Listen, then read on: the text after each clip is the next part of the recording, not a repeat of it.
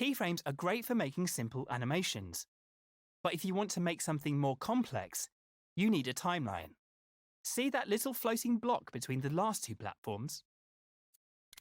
Let's use keyframes on a timeline to animate it. Start by selecting a timeline from the Animate menu and stamping it down somewhere around the last gap. Then you can use Circle to unequip the gadget. Now open the timeline, holding L1 over it, then pressing X. This is the timeline canvas. You can move the canvas with your IMP by grabbing it with R2. The numbers along the top are seconds, and you can see it's set to 8 seconds by default. If you grab the edges with X, you can extend or shorten the canvas. Try setting it to around 6 seconds now. If you ever need extra space to add more things, you can also grab the bottom of the timeline.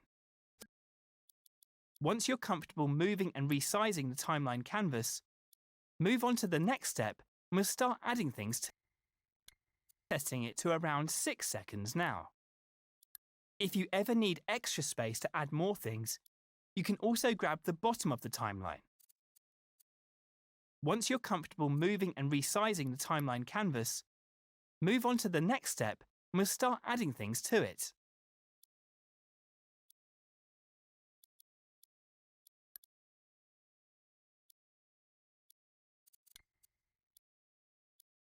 It's time to animate the floating block. So get a new keyframe from the Animate menu and stamp it in the scene. Now grab and move the block to its starting position, at the edge of the platform where Cuthbert is waiting.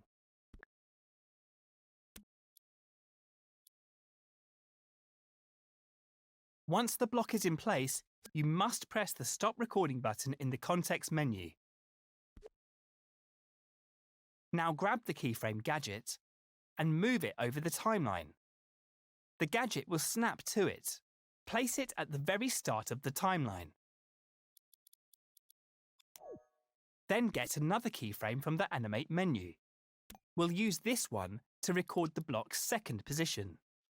This time, stamp the keyframe directly on the 2-second mark on the same row as the first keyframe.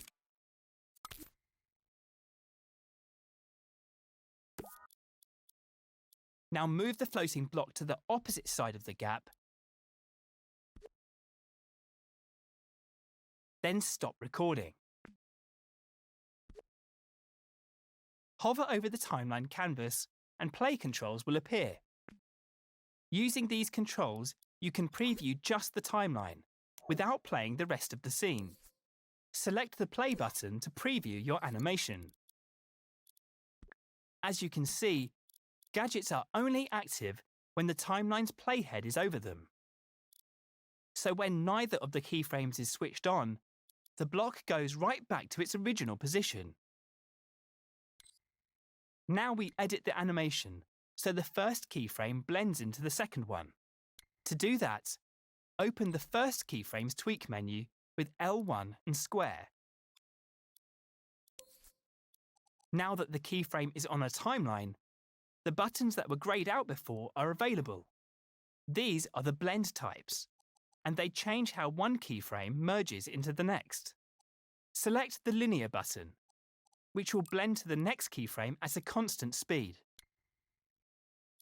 If you press the timeline's play button now, you'll see the platform move smoothly between the keyframed positions. Feel free to try out other blend types and see how that affects the animation. Then move on to the next step when you're ready.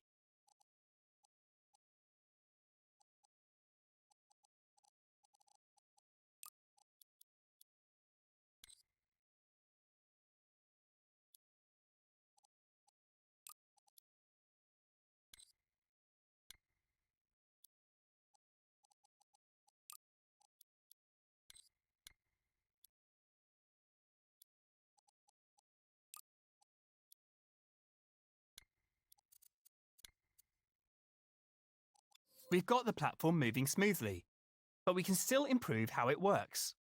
Let's start by making it wait for a moment at the start and finish, so Connie has an easier time getting on. All we have to do is scale the keyframes on the timeline so that they take up more time. You might want to get up close to the first keyframe before we start. Now, with your IMP over the keyframe, hold the up directional button to extend it. Close, so Connie has an easier time getting on. All we have to do is scale the keyframes on the timeline so that they take up more time. You might want to get up close to the first keyframe before we start. Now, with your IMP over the keyframe, hold the up directional button to extend it. Then do the same with the second keyframe. Now that the keyframes are longer, the blend has become quicker. You can see it for yourself by selecting the play button under the timeline.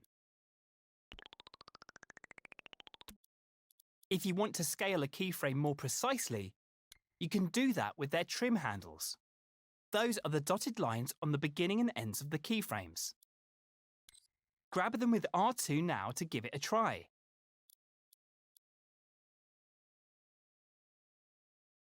We should get the platform back to where it started now, but instead of adding a new keyframe, we're going to clone the first one.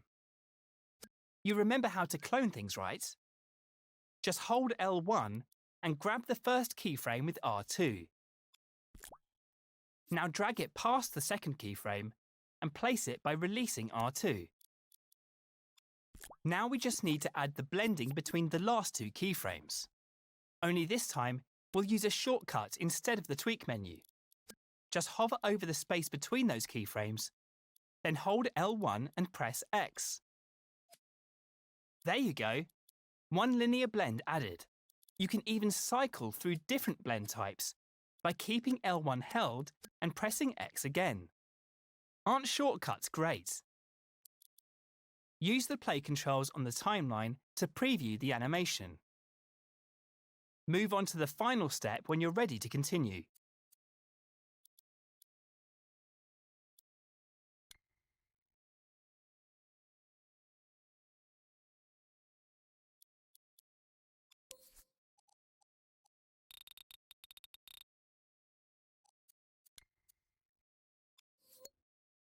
Now, because there's some timeline left at the end where none of the keyframes are active, the platform just snaps right back to its original position. There's a few ways we could fix this. For example, we could shorten the timeline, so there's no gap at the end. We could lengthen the keyframe animation, so it fills up the whole timeline. Or we could turn on Keep Changes in the last keyframe, which we can do in its tweak menu.